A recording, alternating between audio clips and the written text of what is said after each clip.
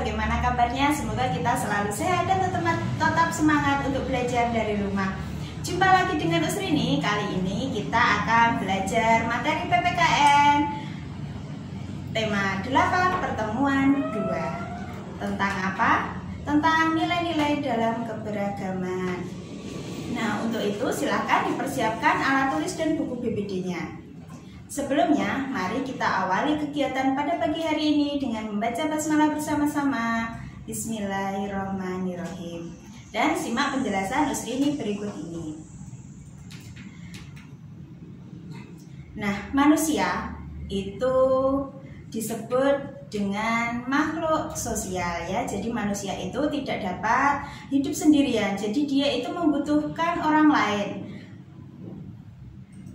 Kemudian selain disebut dengan makhluk sosial, manusia itu juga disebut makhluk ekonomi ya. Jadi dia itu melakukan kegiatan-kegiatan ekonomi untuk memenuhi kebutuhannya.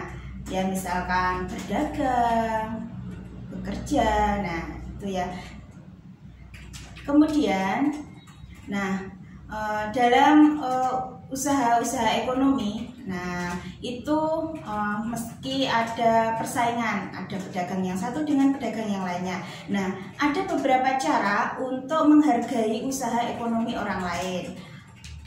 Di antaranya menumbuhkan persaingan usaha yang sehat dalam kegiatan ekonomi.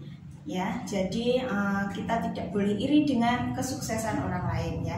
Itu bisa menjadi semangat untuk kita agar usaha kita bisa seperti usaha orang lain tersebut. Jadi kita harus tetap semangat dalam menjalankan usaha kita. Kemudian menghormati usaha orang lain dengan tidak iri atas keberhasilannya ya.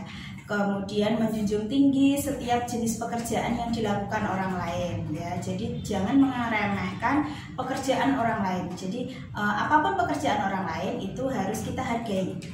Kemudian meneladani keberhasilan orang lain dengan meniru sikap positif orang tersebut ya. Jadi kita boleh mencontoh sikap-sikap positif yang ada pada orang lain. Misalkan orang itu tekun, ulet dalam berusaha. Nah, itu yang patut kita contoh.